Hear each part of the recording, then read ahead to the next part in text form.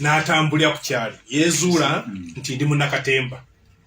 nti Kato LUBWAMA ne bwadde ayogera ebintu ebiri serious ng'otulika n'oseka abatabadde temulako nti abaddeyo nga ye buli kimu kyagamba ate ye ng'asigala atasese naye nga yakugambye gwe nga wenna ng'ofa enseka yezuula n'azannya katemba ze ntandiko okulya Kato LUBWAMA nga bali kalisoliso n'abe mukiibi kakati nga ye Kato LUBWAMA Ramirez noza yarwana ne Nyakana ibikwe na Kivu kakati wafuna olutalo ne gundi ne nono mugenzo ne mwabuzi wa Museveni ku media nagenda n'abayita the goons kakati Kato LUBWAMA noza nafuka the goon the first abe mukibi nafuka goon the second kwegamba kyemainti nagenda wagambo kyamukola obinyonga alowooza abavumye nene basigalanga kyabavumirega ne baspicinga sports n'afuka wa byamizannyo era ndoza kyovula nti n'abantu aba sports bonna mu Uganda weesanga nti sports ebagalo nayo na taba ndi serious nga gutula ku sport buli omu abeera ng'asaaga Kato LUBWAMA bwagenda ajja nayingira politics omusinkana ne mugato manyi jango je tukole fena nga kajja sigenda kulagana BESIGYE omwavu nyaga BESIGYE omugagga alina ku sente ne mugato tulina sente ne mugana tuyiza okunyumyamu kencha oyina kutoka santi mwina sente bambi ngendo okulaba encha ngakolo ayingidde oti nakwatiddwa ekisa nakulego nakwate nnyo ate kakati ate nga nze engine yange mukikola ngolo afunye basolida abe n'agamba nyina abasolida bawere emitwalo nga 8 so kakati omusajja ne basolida nti olaba omuntu ate ne yezuula nga amanyi byatamanyi nziku yagenda najja wano mukizo wagaana ungana nafuke twali wano era kivumi ebintu bino byammwe ogenda leta topic yali yabyafuna bya kivumi na KAIJA BESIGYE kanzi nzija kuwuliza ng'asookuba mu kino si kyange naga nti mu politics mubabakama bange naye nange omunsanga eri ku gundi mu katemba mwe mujja kutimba bipande so nti ng'asooka okumanya kikyali n'amanya nga asobola okusanyusa abantu ebbanga lyonna badde bakubira abadde nga mu palamenti okutuuka n'okulowooza nti waliwo kalica abadde aganya kalica omanyi nga yagamba nti ate mbuye wabyabuwanga nnyo baluga nti omanyi ekisiba kiri mu Uganda omusajja yagenda nassa eddagala mu buli masaŋŋanzira ti bannayuganda n'abaconfusinga bonna n'otulika noseka n'obuuza gw'amasaŋŋanzira wakebedde otya gonna okulanga ku bulimu galimu ki ndagaso nti abadde muntu ng'alina sense of humor ne bw'abadde nga alinga akulumba nga bw'obakuweereza ka vidiyo osobola okuseka tusaba Katonda amu ekimuli eky'emirembe ate n'abalala ndowooza maybe kiri kyogamba ekyokusima abantu nga balamu kyovula twagala twetaganuza tusime ng'okyali mulamu era nja kwebaza bana abayimbi abasazeewo okusiima ono mwami Sakka nakibala kitabe na wanu nga bami ngolande bage nti akatuyi omusajja yatuyigiriza okuyimba baleme genda nga afudde omusajja ono yatukwatako ekyo nja kwebaza abayimbi dale barema abakulu naawe bonna nti gwe kwebaza sewe nanga wamanyi nawana afande wange naye afande wange mwebaza so n'olwekyo tusaba Katonda mumuze ekimuro ekyemirembe naye n'abala buli omu yeezuule ekyo ky'omanyi kikole n'omutima gw'okugonna abantu kijja kusasuza tuyenza sose kugera ku munyanyi mu staff LUBWAMA tunegira ko n'ebinakagattagatta kusiba ewa Kiwanda kugawa RCC n'omukulu KAIJA nti okwekkiriza mu kikulu nnyo ekikuwa dali force kulaba nti bwezuula ano nomanyi sikimanyi ekikuyamba etolinda abantu kumanya nti mendi kyalimu ekitakisobola wogera kafiira kuna bamuwanga kivumira bakunda kukoza bakuliza sente okusala abatuuliriza abanyu n'abazaana abasabasajja Kabaka negisagala kulaba leero musiri omukyano banyabo ne basi tawanyanyawo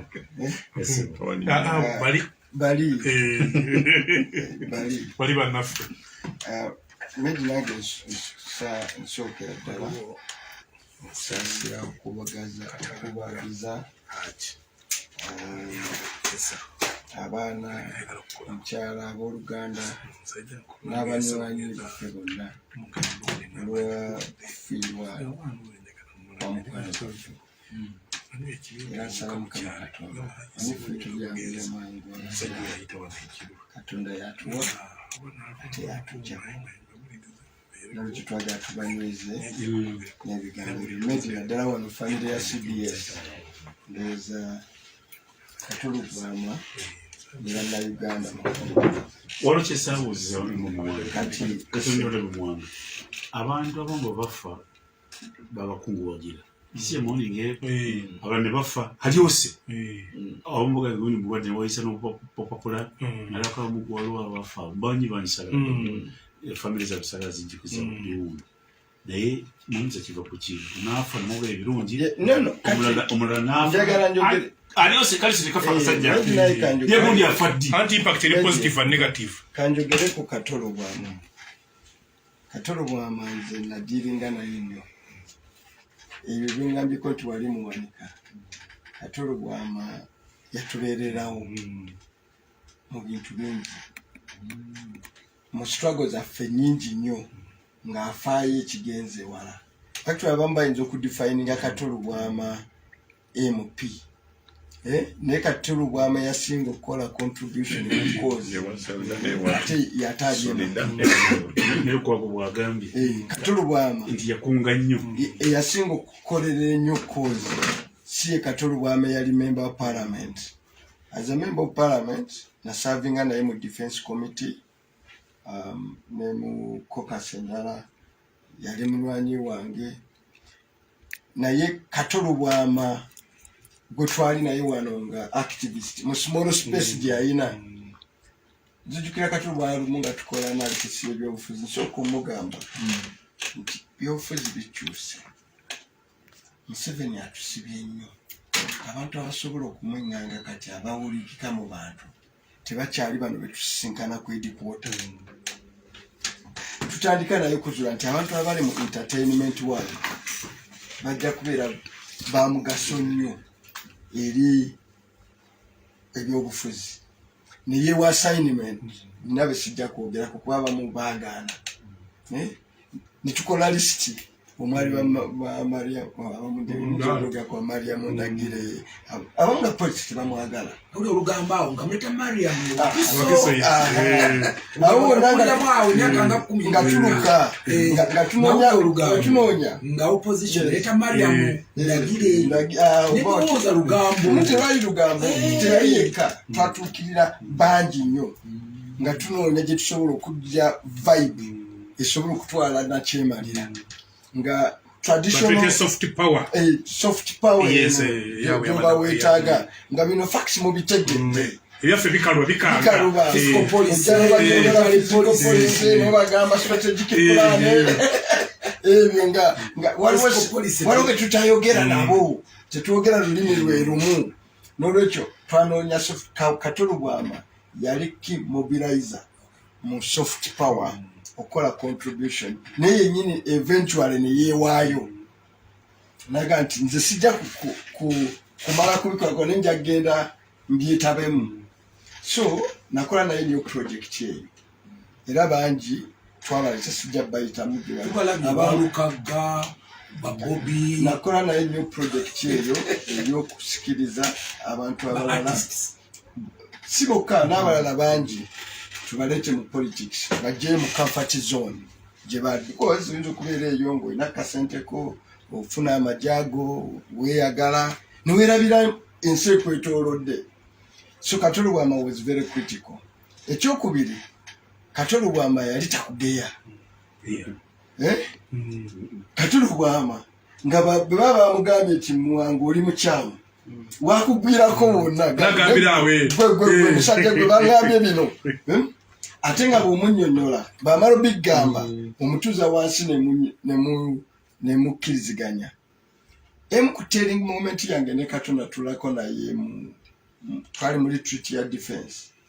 kati ne spending essaawa nga 5 nga njogera naye ebyobufuzi ate omuntu ayagala ennyo kato mu byobufuzi bamuyita abe mukiibi kuba kate bajjange nga nti musajja oyo avudde eno mu byaffe mubeere kumpi nnyo tomukkiriza atuukidde okubeera ow'amaanyi mu nsonga ezo ebisigadde history naye mu conversation eyo KATO yalina engeri gyategeeramu ensi as it is singa mu ideal ffe gye tugitwala. Ekyokusooka yatuuka naga nti kati mwe muwange ebyammwe bimwagala biwanvu naye nze njagalayo bino ebyange mbimanyi ebyange bya KATO LUBWAMA naye nabiri mbitegeera ne muzikiriza nze na bino mbikole amwe bwe mukole ebyammwe biri bye mukola ki bye mwagala. KATO n'abeera awo nga musajja bw'atyo. Ekyala mwena mukyogedde ekigambo kwekkiririzaamu naye n'ekigambo obutenyooma noga nti nange mu busobozi bwange nsobola okukolawo enjawulo ku nsonga z'abantu. KATO LUBWAMA yalina okwekkiririzaamu okw'ekitalo. Nze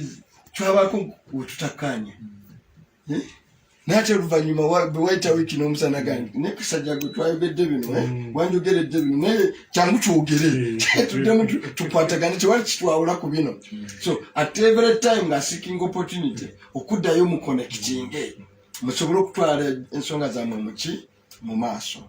N'olwekyo ndi mujjukira ekyera KATO yali generous nga amanyi abantu bangi ku mitima ng'ayagaliza ng'alina goodwill eri buli muntu gw'asanze. N'olwekyo abadde musajja mulungi naye nga tugendeko ne ku soft power. KATO LUBWAMA ne baani basustain ne ba Abe Mukiibi n'abalala batusustaininze mu jjaamu wa Kampala nga jjaamu bw'aba ku makya n'abali mu matakisi balindayo olunaku ng'ebizibu bibakubye ekiro kyasuze kibi munoonya amaanyi bwe mugajja ku makya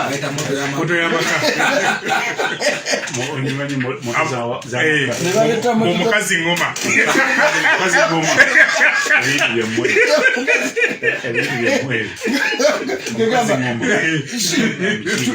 omanye medi abantu baffe babeera mu mbeera nzibu. Omuntu yenna abateekako akaseko ku matama olutugenda tubaaadistaffe ono waffe netubonyonyola omanyi batubba naye ku makya ne wabaawo abajja obbaulya Patrick onoga nti kale kati ensi nekakano so they've brought a smile ku bantu baffe stress ne babawo essanyu. Ekyala bakoze contribution ku Bwakabaka meji mukoze contribution mwenna ku Bwakabaka tusaanidde okubeebaza kubanga okuzimba ate nga mukozeseza space mwe muli nga ife ekitonde kyatuwa Bwakatemba nga nvudde tujja kukola contribution ku kuzimba Obwakabaka bwa Buganda n'okutuweesa ekitiibwa. Ekyala meji naliko wano ku radio naye nkugamba Kiwanda the biggest export Buganda kyeyina kati olwaleero mu Uganda era niba artist bonna mbagamba our biggest ambassador abantu basinze tukola obulungi mu kyasa kino babadde abaami abaana sosaga bayita abaana abali mu ki abali mu art and entertainment. It's the biggest export. Actually batu defining ati ogenda Arua mu holo ng'abaana bazina ndongo eri mu Luganda n'ogende Ggulu n'ogende Kasese nga bazina ndongo ya Luganda nga bawuliriza Katemba bawuliriza aliko mu tourism. Yes, kati ng'oluyimba the best way define Uganda ku baana baffe abali ebweru abali mu America abali UK abali luddawa muzanyo gwa KATO luyimbo lwafulumye they would define Uganda because abaana bano bagana ne bayimba Uganda ng'oluyimba luyimbe it's about Uganda n'azanyo omuzanyisa nga naba ekikuumiza n'abantu baffe abali ebweru it's the art kubanga ebakuuma the attachment kyokka nalinya Bombardier ng'olyembi abasobi abakina mu Swahili kozi Kiwanda Mr. Wawondo kakati kyokka agonde sabamala agambye mulimu walalaala mukabeta wange nkwatako tweyanze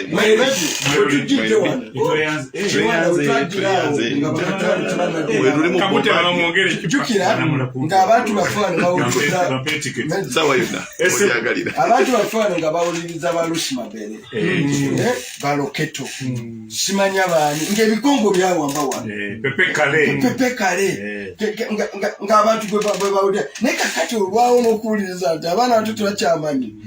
nobody looks up nekireva jayimba mu Luganda tebakyawuliriza tebakyalina nti ate Kongo wali akayimba akafulumyeyo so batukoze obulungi obutalojjeka nekyo njagala bonna ababaddewo mu industry eyo nga Katulo bw'atumujjukira we salute those gentlemen batukoze obulungi abaami n'abakyala abo bakoze obulungi Obuganda bakoze obulungi olulimi Oluganda mu kulutunda mu kulumanyisa so through art and entertainment twagala tuba encouraging n'okubongeza amaanyi timugende mu maaso ono kira agenze but out there mukyaliyo abantu bangi nnyo abasobola okukola obulungi okutwala kino mu maaso manyi waliyo bamwogera Luzungu bangi nendowooza nti nasangayo ebbugumu abantu bitera okulaba nga waliwo ensonga for example nga batadde ku kaleediyo wabbali bawulire omukulu nolaba wali ka TV nga bagize abantu we bali nenga kati bano abasomye endowooza kambavemu bino tebabiwuliriza nempitibadde ngenda namuwongeeyo abantu badda ku headphone nempita nga nazo tebaziina headphone abantu ateeka butesi wano smartphone kakati nenjira wendi naye kesebo ng'ate betuyitayo ku nkuuka nga waliwo enkuuka ate najja bataddeko ku headphone my friend akulewa serikali alanga muyimbi kyajja enkuuka edikenze wuyo yatuuse atuuse gundi atuuse zikubebwe pwa osanga abantu bajjudde kati nga bafollowinga buli woyita abantu bali bowula bagira nebiraba bingi oluusi nemanke Arsenal ng'esangayavaako bati yavaako osanga abantu bawuliriza naye ekikulu nti this is for your feedback abantu bakyawuliriza president bamufiiringamu action tebakyamuwuliriza kiwanda okkirizanga nti omukulu ono abantu tebakyamuwuliriza era abeera namu awo wamupulezidenti atalinga nkwale akabiika ejjeri takyayogera nabo abantu abamu bakuyita kuyiriba abantu aba beyiribira bintu byabwe oluzungu lw'omukulu oyo tebagala manya ennaku zina abavuka be bagamba so abantu bafollowinga enkuuka okusinga bafollowinga ebya president w'eggwanga so ekyo kimu ekyokubiri state of nations address gye bayita state of nation address bagiteeka mu ssemateeka tukikopa mu bazungu kiva mu kuzuula nti abantu be bannannyini nsi president mukozi waabwe ayina obbawa alipoota eggwanga lyabwe bwe liyimiridde owatali bakusa ekigambo unflinchingly owatali kutiitira wadde okulekayo ne bwe biba bikaawa ng'omukisa oguweebwa president kisaawa zino abantu bibagambe babiwulire era ekiddirira ng'ogimaze kiba kubasaba musolo nti mumpe omusolo olw'okusoomoozebwa kuno kwenkoze ki oba program okutaba kusoomoozebwa oba program zetwagala okukola nolwekyo ekisookera ddala nti oteekwa exercisinga amazima obwesimba obwolefu obuli ewala bw'obeogera n'eggwanga mu state of nation lyebba lyeddaala lyebateeka nti bannayuganda olwaleero mulidde nnyo abadde nnyo osooka notubuulira ku mabanja agatutudde Uganda mu bulago aboogeddeko agoge no kwa state of nation embeera y'omulwadde ali atya kati PDM mu budget PDM mu budget teremo ebyamata tebirimu sebo kati sebo mukuru kati tuli mu makaga ebyamata nente tebirimu n'enyama tebirimu mu budget medi tosobola kubeera mu makaga gwewo n'okubulukungana lwa waka notababulira ku mabanja fe abasente tukuzikana kuziko kujeko nga lwage yimiridde. That is how we have a banja bweriri alyogeddeko era no tuvako no ayogedde wadde ekigambo n'ekimu kubanga lwaki ebbanja kkulu tuyina budget ya $5 trillion sente ziriwo ezigenda okukola ku bintu by'abantu ziri $17 trillion. Endala zonna zigenda kusasula maki mabanja. Tugamba parish development model nti bataddemu sente nyingi nnyo, bataddemu trillion emu naye sente zetugenda okusasula ku magoba ku mabanja getwewoze just amagoba si kusasula banja interest ku mabanja getugenda okusasula ziri $6 trillion. Kati gwe tugamba omala obudde oyogereremu totunyonyodde $6 trillion kyezigenda kukola ki kukola. Kati eyeba state of nation takubuulidde nti sente zaffe ezisinga zigenda azitadde mu classified expenditure mweyatutte neza mukoddomi we naga nti ono agenda okusensula emmwanyi ekyo nakyo ekyo kyawakwerinda ezalwaboogo ne bakabushenga ekyankwanzi gye babadde banuyiridde okuleeta okuzza etteeka lya penalty abyogeddeko ebyo president bano babadde nga banuyiridde endagaano ya penalty okugiyisa oba twagala oba tetwagala bijja mu parliament yagambye n'okugamba nti sagala kuddamu kubawulira nga nina kyempisizza oba kyendeese mu parliament nemumpakanya okigedde bano gye babadde ekyankwanzi lwakuba ndi mugonvu bwe babadde ekyankwanzi bano bwe babadde ekyankwanzi bano mwena mu caucus babagambye nti mwagala temwagala mulina okudda muyise sente zatyaka bano bye babagambye sente zatyaka yokulumika bibi bagambye okuyisa sente zatyaka abyogeddekawo ebyebikajjo eyo gye babadde bano batudde mu bukundi nga babutuuza bw'amawanga mu mawanga nga bagenda ku dividinga bannauganda ani yakunyumiza bino batemye ne bugandako kati fe tukoleyo akaffe kajja nze sibifaako kati katukoleyo akaffe akatali buganda kokasi akatali buganda kokasi akakola bogera luganda bakakola baagala luganda ebyo bye babaddeko kati omuntu modolo eyo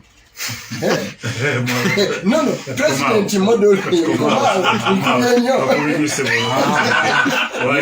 akubye nnyo asasule line emu yokka medi line emu gyenjagala okuwa nti mwai Museveni tatubuulidde Uganda bweri kitugenda nti kiwana kyagamba kiri mu budget ekyo medi ng'oli mu mbeera abantu bali mu kwetta suicides olw'embeera notajoogerako n'otugamba nti abantu ebitundu 6 ku buli 100 gundi erimu kulinnya bulinyi bweti akamukadde waffe ani KAIJZA naye nga ffeno wansi abantu bagiwulira batya tuyanza sebo mukulu mundekikemu mukulu medi emabega kaawo Bank of Uganda mwalimu obuwumbi 13 ndako mwalimu obuwumbi 13 obuwumbi obwe 13 Ministry of Finance ebukozesa twi nga tebuziza ku parliament nga tebuuziza ku parliament nga teyebuuziza ku parliament abantu gye batuma okubabuuza obuwumbi 13 babujjawo Ministry of Finance yazikozesa okuva mu Bank of Uganda nkugambye report naye nga tebulidde wadde parliament omuntu omunyakuzi akeera ku makya n'anyaga bunyazi era bwe twayogedde nga tusooka kujja kusibamana tukubulire ne Barcelona n'atambulira ku kyali yeezuula nti ndi munnakatemba nti Katolwama ne bwadde ayogera ebintu ebiri serious ng'otulika n'oseka abatabadde temulako nti abaddeyo nga ye buli kimu kyagamba ate ye ng'asigala atasese naye nga yakugambye gwe nga wenna ng'ofa enseka yeezuula n'azannya katemba ze ntandiko okulya Katolwama nga bali kalisoliso n'abe mukiibi kakati nga ye Katolwama Ramirez noza yalwana ne Nyakana ebikole nakivu kakati wafuna olutalo ne gundi ne nono omugenzo nali omwabuzi wa Museveni ku media n'agenda n'abayita the Goons kakati Katolwama noza n'afuka the Goon the first abe mukibi n'afuka Goon the second kwegamba kyemmanyi nti n'agenda bagamba kyamukolawo binnyonga alowooza abavumye naye ne basigala nga kyabavumirira ne baspicinga sports n'afuuka wa byamizannyo era ndoza kyovula nti n'abantu aba sports bonna mu Uganda weesanga nti sports ebbagalo nayo yonna taba ali serious nga bwetulaba ku sport buli omu abeera ng'asaaga Katolwama bw'agenda najja n'ayingira politics omusinkana ne mugamba tomanyi jangu ojje tukole ffena nga kajja nze sigenda kulagana Besigye omwavu njaga Besigye omugagga alina ku ssente ne mugamba tulina ssente ne mugamba tuyinza okunyumyamu kenkya olina kukakasa nti mulina ssente bambi ngenda okulaba enkya nga kola wayingidde otya nakukwatiddwa ekisa nakulego nakuwadde nnyo ate kakati ate nga nze yingini yange mukikola ki ng'olwafunye basolida abe n'agamba nyina abasolida bawera emitwalo nga 8 so kakati omusajja ne basolida nti olaba omuntu ate ne yeezuula nga amanyi byatamanyi nziku yagenda najja wano mukirizo wagaana ungana nafuke twali wano era ekivumi ebintu bino byammwe ogenda oleta topic yali yabyafuna bya kivumi na KAIJA bisi byange kanzi nzija kuwuliza ng'asooka okubamu kino si kyange naga nti mu politics mubabakama bange naye nange omunsanga eri ku gundi mu katemba mwe mujja kutimba bipande so nti ng'asooka okumanya kikyali n'amanya nga asobola okusanyusa abantu ebbanga lyonna badde bakubira abadde nga mu palamenti okutuuka n'okulowooza nti waliwo kalica abadde aganya kalica omanyi nga yagamba nti ate mbuye wabyabuwanga nnyo baluga nti omanyi ekisiba kiri mu Uganda omusajja yagenda nassa eddagala mu buli masaŋŋanzira ti bannayuganda n'abakonfusinga bonna n'otulika noseka n'obuuza gw'amasaŋŋanzira wakebedde otya gonna okulanga ku bulimu galimu ki ndagaso nti abadde muntu ng'alina sense of humor ne bw'abadde nga alinga akulumba nga bw'obakuweereza ka vidiyo osobola okuseka tusaba Katonda amu ekimuli eky'emirembe ate n'abalala ndowooza maybe kiri kyogamba ekyokusima abantu nga balamu kyovula twagala twetaganuza tusime ng'okyali mulamu era nja kwebaza bana abayimbi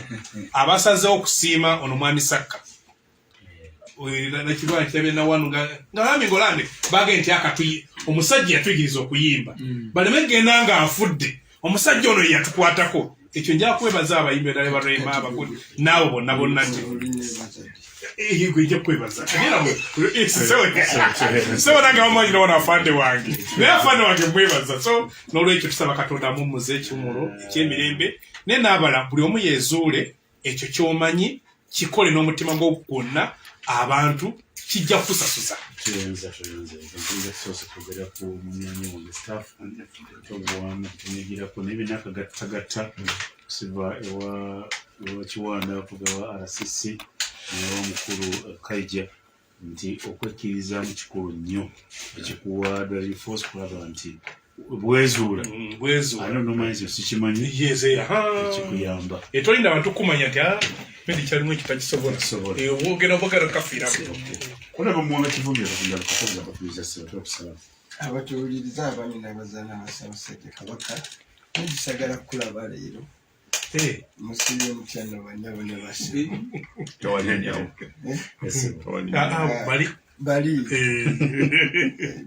bali bannaffe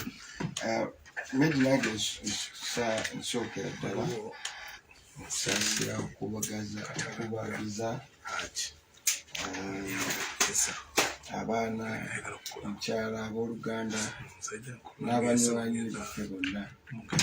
olwafiirwa omukwano gwaffe era nsaba mukama katonda anife tubyangire maanyi katonda yatuwa ate yatujja nolwekyo twagala tubanyweze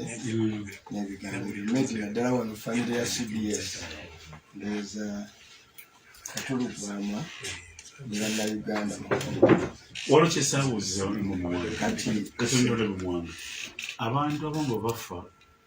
babakunguwagira isi emoni ngeko abantu ne bafa halyose abamu bagambye bulwadde ne wayisa n'obupapula nalakamu waliwo abafa bangi banisala famire za bisala zinjikuza biwundu naye muyinza kiva ku kintu naafa nemwoga ebirungi omulala naafa aliose kalisi likafa kasajja yegundi afaddi anti impact eri positive and negative kanjogere ku katolo bwama nze nadiringa naye nnyo ebyo byengambiko nti wali muwanika katolo bwama yatubeererawo mu bintu bingi mu struggle zaffe nnyingi nnyo ng'afaayo ekigenze wala actually abamu bayinza okudefininga katolo bwama MP naye katolo bwama yasinga okukola contribution cause ate nekwabo bwagambye katolo bwama nti yakunga nnyo yasinga okukolera ennyo cause si ye katolo bwama yali member of parliament as a member of parliament nasavinga naye mu defense committee ne mu caucus endala yali munywanyi wange naye katolo bwama gwe twali naye wano nga activist mu small space gyayina nzijukira katolo bwama lumu nga tukola analysis y'ebyobufuzi nsooka omugamba nti byobufuzi bikyuse Museveni atusibye nnyo abantu abasobola okumwenganga kati abawulikika mu bantu tebakyali bano betusisinkana ku edikwota tutandika naye kuzula nti abantu abali mu entertainment world bajja kubeera bamugaso nnyo eri ebyobufuzi naye wa assignment nina besijja kwogerako kuba abamu baagaana netukola lisiti omwali bamariamujoga kwa mariamu ndagire abamu nga polisi tebamwagala uli olugamba awo nga muleta mariamu awo nga tunoonya nga opposition leta mariamu ndagire nemuwooza lugambo tewali lugambo tewali yekka twatuukirira bangi nnyo nga tunoonya gye tusobola okujja vibe esobola okutwala nakyemalira nga traditional soft power yes wetaaga nga bino facts mu bitegedde ebyaffe bikaluba fiscal policy bagamba strategic plan ebyo nga waliwo ge tutayogera nabo tetwogera lulimi lwe lumu n'olwekyo twanoonya katolo bwama yali key mobilizer mu soft power okola contribution naye yennyini eventually neyeewaayo naga nti nze sijja kumala kubikolako naye nja kgenda mbyetabemu so nakola naye niyo project eyo era bangi twabalesa sijja bayitamu abalukaga babobi nakola naye niyo project eyo ey'okusikiriza abantu abalala si bokka n'abalala bangi tubalete mu politics bajje mu comfort zone gye bali because oyinza okubeera eyo ng'olina kasenteko ofuna amajago weeyagala neweerabira ensi ekwetoolodde so katolo bwama was very critical ekyokubiri katolo bwama yali takugeya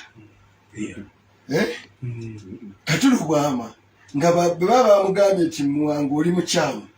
wakugwirako wonna gagambira awe musajja gwe bangambye bino atenga bw'omunnyonnyola bamala bigamba omutuuza wansi ne mukkiriziganya ku telling moment yange ne Katonda tulako naye twali muri treat ya defense kati ne spending essaawa nga 5 nga njogera naye ebyobufuzi ate omuntu ayagala ennyo Kato mu byobufuzi bamuyita abe mukiibi kuba Kato bajjange nti sajja avudde mu byaffe mubeere kumpi nnyo tomukkiriza atuukidde okubeera ow'amaanyi mu nsonga ezo ebisigadde history naye mu conversation eyo Kato yalina engeri gyategeeramu ensi as it is singa mu ideal ffe gye tugitwala ekyokusooka yatuuka naga nti kati mwe muwanga ebyammwe bimwagala biwanvu naye nze njagalayo bino ebyange mbimanyi ebyange bya Kato LUBWAMA naye nabiri mbitegeera ne muzikiriza nze na bino mbikole amwe bwe mukole ebyammwe biri bye mukola ki bye mwagala Kato n'abeera awo nga musajja bw'atyo ekyala mwena mukyogedde ekigambo kwekkiririzaamu nina ekigambo obutenyooma noga nti nange mu busobozi bwange nsobola okukolawo enjawulo ku nsonga z'abantu Kato LUBWAMA yalina okwekkiririzaamu okw'ekitalo nze twabaako wetutakkaanya nate oluvannyuma bwe wayitawo kino omusana gange naye kasajja gwe twayogedde bino wanjogeredde bino naye kyangu twogere tuddemu tukwatagane tewali kitwawula ku bino so at every time nga seeking opportunity okuddayo mu connectinge musobole okutwala ensonga zammwe muki mu maaso n'olwekyo ndi mujjukira kyera Kato yali generous nga amanyi abantu bangi ku mitima ng'ayagaliza ng'alina goodwill eri buli muntu gw'asanze n'olwekyo abadde musajja mulungi naye nga tugendeko ne ku soft power Kato LUBWAMA ne baani basustain ne ba abe mukiibi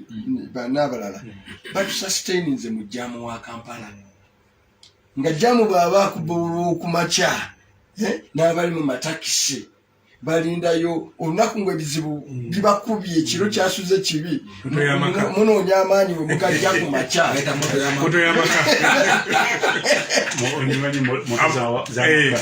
omukazi ngoma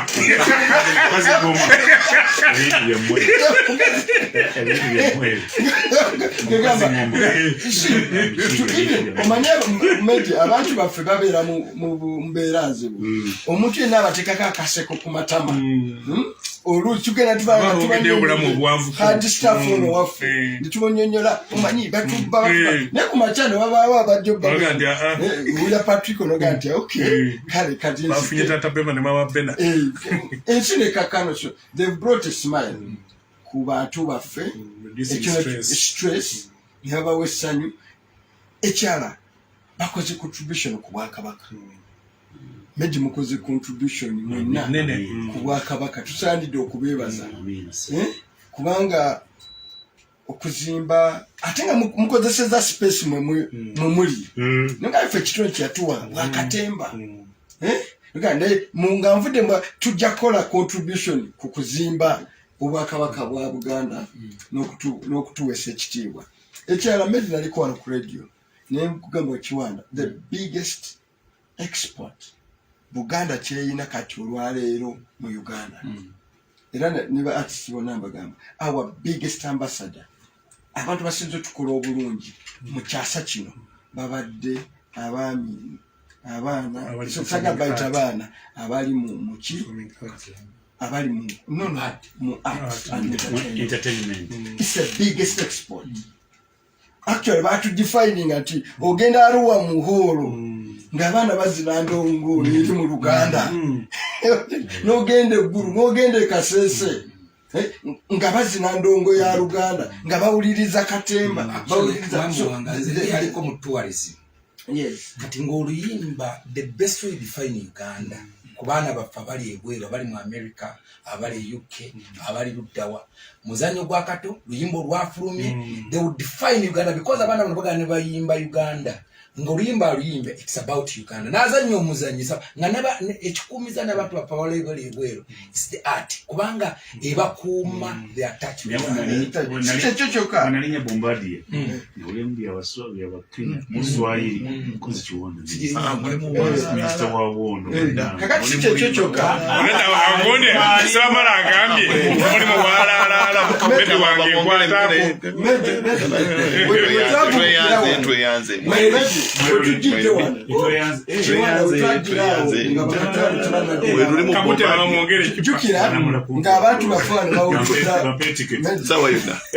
ng'abantu bafaana nga bawuliriza balusi mabere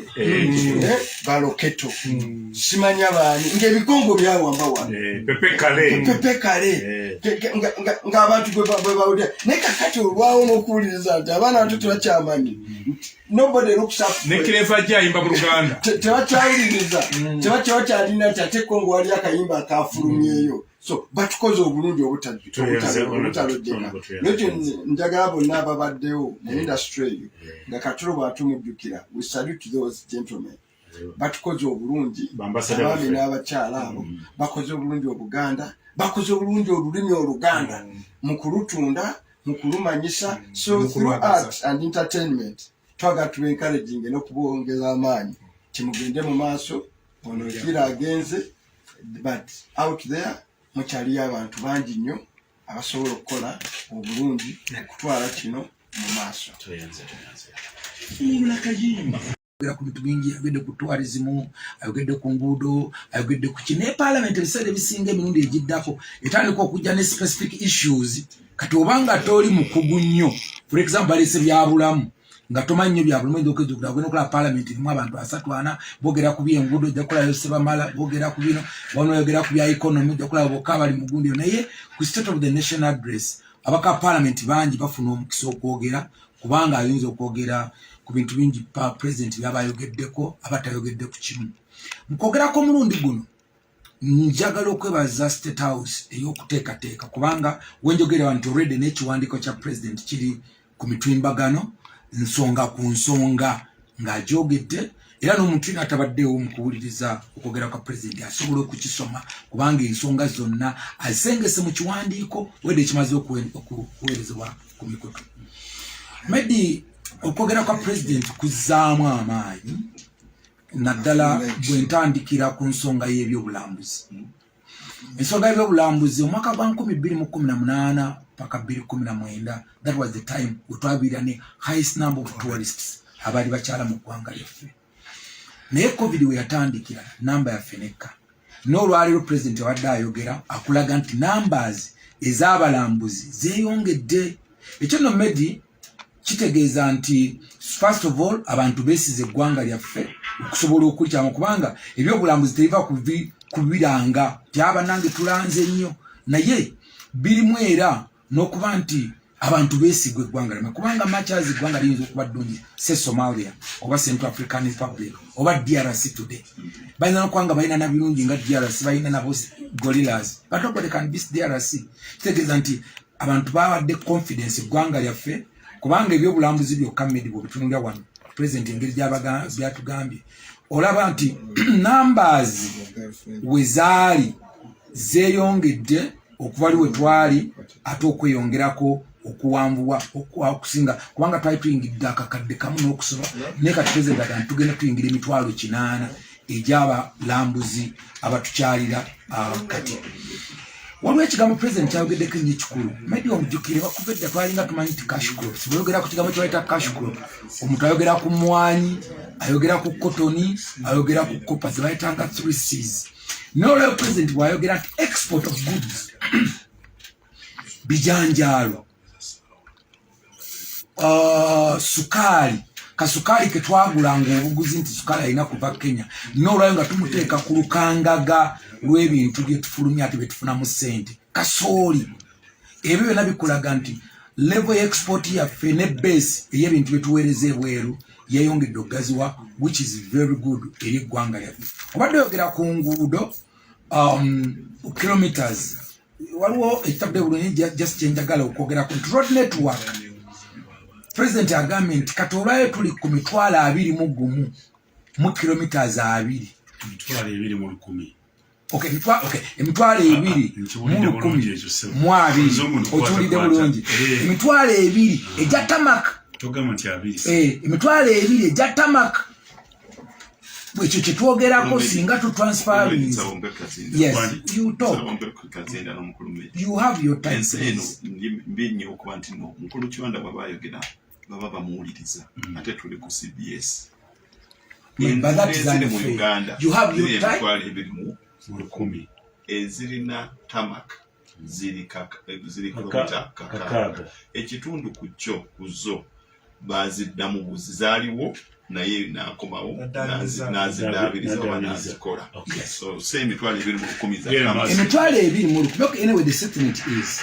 the total national radio network stands at 21,020 kilometers. Out of these, 6,229 kilometers, that is 29%, is a tamak. Yes. Era atenga ziri pep de olwaleero nako ze nabadde Masaka nempuliranga Mami Sebamala atansanyusa nnyo bwagamba nti saawa eyo nalaba ebintu bino ebikolebwa. Sebamala bwe ndaba kubanga bwe tulaba Katonda bwe yabadde akutuseeko n'olaba ng'omuntu asobola okuvuga 200 kilometers tamak, really, from Mpigi paka lutuke Viramaliya. I think tulaba nti there is a very big push gyetutuuseeko ng'eggwanga. Kakati yeah, but positively emyaka ejaana positively ditambulira emyaka 10 yazimba kilomita omutwalo mulamba. Ani so ni ugundi uhuru mu myaka 10 economy ya zimba omutwalo kwa kilomita economy ya nefe mu myaka 4 ebifana kana kulira byanfuna byafuna awegira mu kintu KAIJA yakesimba w'emirundi emikande Sebamala yagitamu kyo wabitamu abatandika okubakinira ku ekyo mu oli myaka 10. yes mukipimo atero Tanzania gyotugeregeranya ku Kenya Kenya ne Kenya gyotugeregeranyako. Kenya erina omwalo olwo buli kintu kyetuleta KAIJA okimanyi nti tukiisa Kenya amaanyi tusasula emisolo tukola we landlocked country. Yes. State of the nation yasooka Mwai Museveni yategeeza eggwanga mu kilomita 15 ziri mu mbuto z'abasajja be. Kilomita 15 that is 216 ng'akaluga kagwa agamba kilomita 15 balidendye kyogererawa. State of the nation kakati mukulu Medi bw'otunuulira n'amaanyi agateereddwa kati kuba badde alaga nti kwa ku budget of course agenda kati wanatuuka ku budget atatubuya ssente kati agenda ziteekawa okulwanyisa obwavu mu maka kuba agendaga nti twabadde actually twali e Masaka nakyo kankyogere twali e Masaka yatuganagamba kyendabye Masaka it is something ekyetaagisa ne kamera ekwata okuva mu bbanga ebifaananyi ku nkulaakulana erabiddwa. Yes, eri Masaka. Yes, ekyuse nnyo. Yes. Ekyo kitegeeza omuntu tasobola kulaga buziina. Ekitasobola kulaga buziina akulaga nti waliwo okwogera kwa president eri bannagwanga eri bannansi kitegeezezza ki? Okwogera kwa president of course nkugambe kusooka nti kusooka atuukiriza obuvunaanyizibwa bwe kiwadde abantu essuubi kirimu essuubi abantu bakkiriza mu gavumenti eno lwaki okigamba oti anti oga nti abantu bakkiriza mu gavumenti mu nsonga agambe nti abalamuzi basobola okujja wano abalamuzi basobola kugenda Congo kubanga waliwo emirembe bagikiririzaamu nti nga abali ebweru n'abali wano babali ebweru basobola gata kangende Uganda mawanga mangi ge batasobola kugendamu. Ndowooza kuwadde abantu essuubi bannansi ng'oggyeko kwesubandowooza essuubi lijja nnyo ku budget naye kati abadde awo accountability. Tugenda mu middle class together. Yes. Actually yagambye nti bw'alaba Ministry of Finance figures ewa eraba ng'egenda wala nnyo ye alaba we can achieve okusingako ku figures za Ministry of Finance. Nze nga Kiwanda kyensobola okwogera kwa president nti this time president abadde elaborate awadde ekifaananyi kyonna nga bwe kifaananyi ky'eggwanga lyaffe era n'atuwa challenges of course ndowooza esinga challenges ajja okusoomoozebwa ajja kwogera nnyo mu budget naye kati ng'okusomoozebwa okusinga obunene kwe kuli mu kulwanyisa obwavu mu maka. Era kyova olaba ne ku mulundi gwe bwana basoma budget ojja kulaba nga ssente nnyingi zigenze awo tusobodde tutya okulwanyisa obwavu mu maka. Kasokaba gavumenti RCC ogera kwa mukamawo olina kyongerako kya samale okwogerako basically kubadde kwa byanfuna unlike before kwabadde leero kwatandikiddeko. Tubinfuna ffenna tukkiriziganya nti okusinziira ku bwe twali omwaka oguwedde ne bwe tuli kati wadde twali mu katuubagiro ebintu okubanga birinnye ebintu amafuta ebyamakolero commodities nga ffenna tusaba zikira twali ku talkshow n'agamba ensonga lwaki twagaana okusubsidizinga twali tugenda kuteeka ebintu ku black market oba abayina ebintu babikweke bateekewo demand era bongeze ssente ate nga babifunidde ku ssente ntono. So kwe kusalawo nti nno tukigumire kisooti ng'olwaleero Kenya yakikola bali mu katuubagiro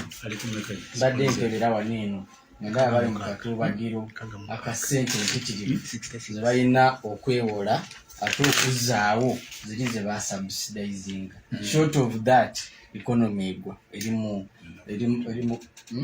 naffe kye tuli mu kukola. No, that is not the case. Then ekirala kyayogeddeko kibadde kyakunnyonnyola etteeka ly'ebinankani ebyo bye batalya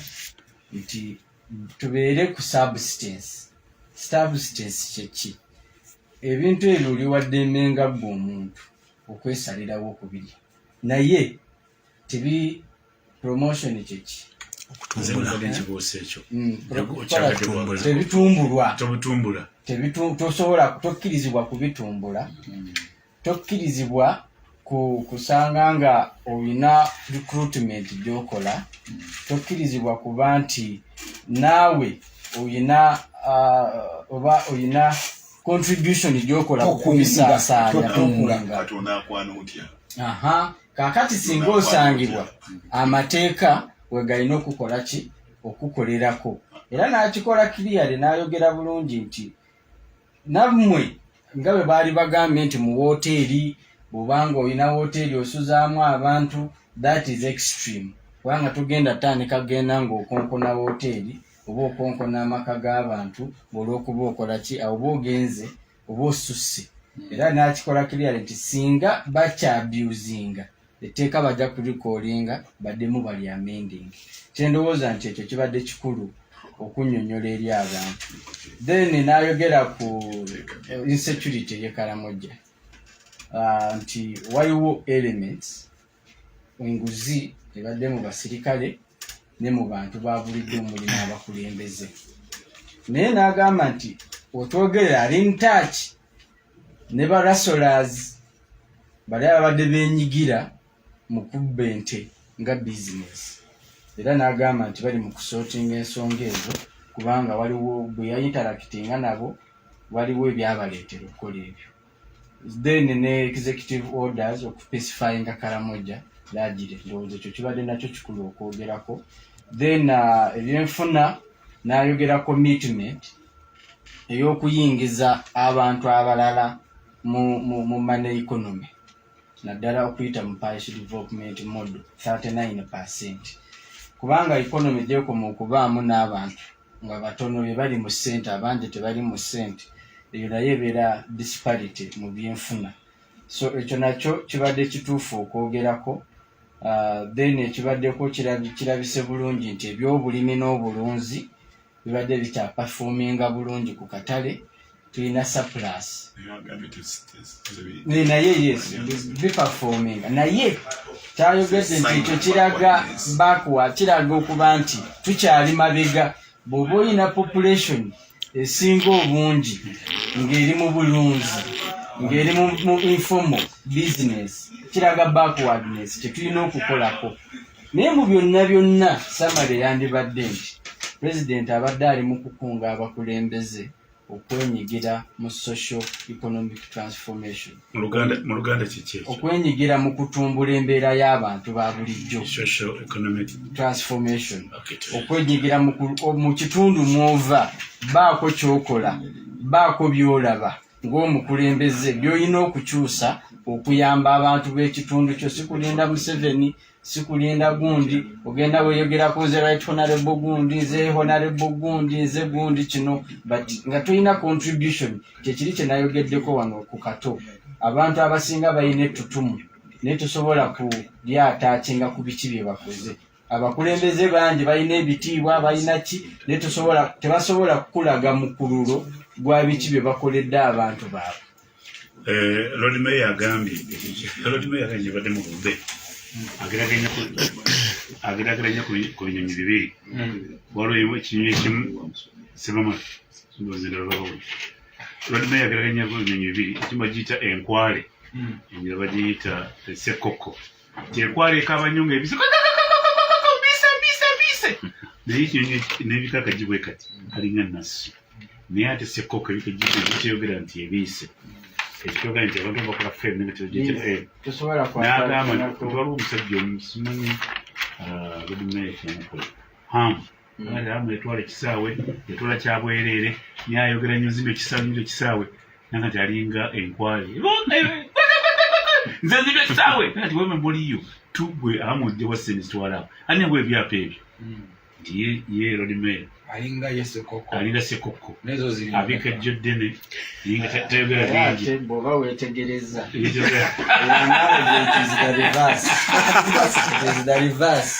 Mwana Kivumbi otubadde abakulu boogedde gavumenti bagitadde mu ssuubi ddene abantu ebyenfuna beeyongedde